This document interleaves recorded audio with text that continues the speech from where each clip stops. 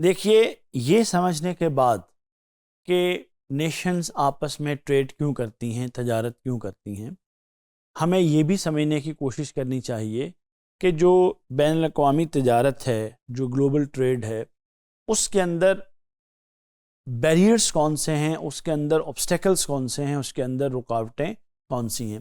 ایسا نہیں ہے کہ جو گلوبل ٹریڈ ہے وہ بالکل فری ٹریڈ ہے، بلکہ اس کے اندر بہت ساری رکاوٹیں ہیں۔ تو اب ہم یہ جائزہ لیں گے کہ جو گلوبل ٹریڈ ہے اس کے اندر کون کون سی رکاوٹیں موجود ہیں۔ تو دیکھیے، جو سب سے پہلی بڑی رکاوٹ ہے، اچھا ایک چیز جو میں ان رکاوٹوں سے پہلے آپ کو بتا دوں، ہم نے گلوبل ٹریڈ کے چیلنجز میں ایک چیلنج پڑھا تھا آپ لوگوں نے، یعنی ایک ایڈورس بیلنس آف پیمنٹ یا بیلنس آف ٹریڈ۔ ہوتا اصل میں یہ ہے کہ جب آپ گلوبل ٹریڈ میں داخل ہوتے ہیں تو وہ کنٹریز جو طاقتور ہوتے ہیں وہ تو اپنی چیزیں دوسروں کو بھجوا دیتے ہیں، لیکن جن انڈسٹریز میں آپ چیزیں بھجواتے ہیں، بعض اوقات امپورٹڈ آئٹمز اس کنٹری کی لوکل انڈسٹریز کو ہرٹ کرتی ہیں۔ جب لوکل انڈسٹریز ہرٹ ہوتی ہیں، وہ بند ہو جاتی ہیں، تو ایک ان امپلائمنٹ اور اکنامک ٹربل پیدا ہوتی ہے۔ اپنی ملک اور اپنی تجارت کو بچانے کے لیے ہر کنٹری پروٹیکشنسٹ قسم کا رویہ اپناتی ہے۔ یہ جو sense to protect your local industry and country ہے اینڈ یور ویلتھ ہے، یہاں سے ہی اصل میں سارے ٹریڈ بیریئرز نکلتے ہیں۔ مثلا اب سب سے پہلا جو ٹریڈ بیریئر ہے وہ ٹیرفس ہیں۔ میں نے آپ کو بتایا تھا کہ امپورٹس کے اوپر جو ٹیکسز لگائے جاتے ہیں ان کو ٹیرفس کہا جاتا ہے۔ جب آپ امپورٹڈ پروڈکٹس کے اوپر یا سروسز کے اوپر ٹیرفس لگا دیتے ہیں تو اس کا نقصان کیا ہوتا ہے؟ اس کا نقصان یہ ہوتا ہے کہ وہ چیزیں مہنگی ہو جاتی ہیں، اور جب وہ مہنگی ہوتی ہیں تو بعض اوقات وہ آپ کی مارکیٹ میں اتنا اچھا سیل نہیں ہوتی جس سے آپ کو نقصان ہوتا ہے۔ لیکن ٹیرفس کا ریشنل یہ ہوتا ہے کہ جو امپورٹنگ کنٹری ہے وہ اس طرح سے ٹیرف لگاتی ہے جس طرح سے اس کی لوکل انڈسٹری ایک حد تک پروٹیکٹ ہو جائے۔ مثلا ہمارے یہاں پر امپورٹڈ گاڑیاں جو ہیں ان کو ڈسکریج کیا جاتا ہے ایٹ ٹائمز، تاکہ جو لوکل انڈسٹری ہے وہ کام کرتی رہے۔ دوسرا جو ٹریڈ بیریئر ہے اس کو کوٹا کہا جاتا ہے، یعنی میں نے آپ لوگوں کو یہ بتایا تھا کہ کوٹا کا مطلب ہوتا ہے کہ جو امپورٹنگ کنٹریز ہوتی ہیں وہ ایکسپورٹنگ کنٹریز کو کہتی ہیں کہ جناب آپ اس حد سے زیادہ، اس مقدار سے زیادہ چیزیں ہمارے ملک میں ایکسپورٹ نہیں کر سکتے ہیں، تو یہ آپ کوٹا لگا کے بھی اصل میں آپ فری ٹریڈ جو ہے اس کو ریسٹرکٹ کرنے کی کوشش کرتے ہیں۔ اسی طرح سے بعض اوقات یہ ہوتا ہے کہ انٹرنیشنل ٹریڈ کے اندر انٹرنیشنل پروڈکٹس کے مقابلے میں یا انٹرنیشنل پروڈکٹس کو انٹرنیشنل مارکیٹ میں بھیجنے کے لیے کچھ ممالک سبسڈیز آفر کرتے ہیں۔ ہمارے ہاں بھی انٹرنیشنل ٹریڈ کو، ایکسپورٹ کو پروموٹ کرنے کے لیے سبسڈیز دی جاتی ہیں۔ تو سبسڈیز سے ہوتا یہ ہے کہ آپ کی چیز تو سستی ہو جاتی ہے، لیکن وہ دوسرے ملک میں سستی ہوتی ہے اور وہاں پر جا کر ان کی انڈسٹری کے لیے وہ انفیئر کمپٹیشن پیدا کرتی ہیں، جس کو پھر وہ روکنے کی کوشش کرتے ہیں اور ذرا ٹریڈ بیریئر کریٹ ہوتا ہے۔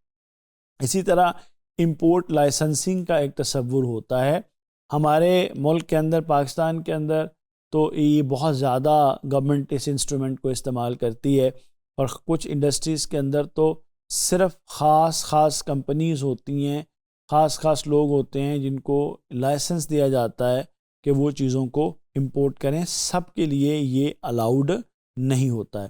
تو جو امپورٹ لائسنسز ہوتے ہیں وہ جس کے پاس ہوگا وہی امپورٹ کر سکے گا۔ اس کا نقصان کیا ہوتا ہے؟ اس کا نقصان یہ ہوتا ہے کہ فری ٹریڈ جو ہے وہ افیکٹ ہوتی ہے، وہ اس طرح سے نہیں چلتی ہے۔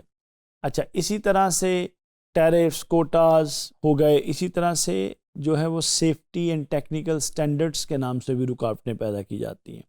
بعض اوقات وہ ٹھیک بھی ہوتے ہیں، کچھ کنٹریز ہوتی ہیں وہ ایک خاص سٹینڈرڈ، ٹیکنیکل اور سیفٹی سٹینڈرڈز مقرر کر دیتے ہیں۔ وہ کہتے ہیں کہ جناب آپ کی پروڈکٹس اگر ان کو پورا کریں گی تو ہمارے ملک میں بیچی جا سکتی ہیں، ادروائز آپ ان کو اپنے برانڈ سے نہیں بیچ سکتے۔ مجھے سرجیکل انڈسٹری میں کافی کام کرنے کا اتفاق ہوا، تو وہاں ایک فینومینا میں نے یہ نوٹ کیا کہ ہمارے بہت سارے سرجیکل انسٹرومنٹس کسی بھی برانڈ کے بغیر انٹرنیشنل مارکیٹ میں جاتے ہیں۔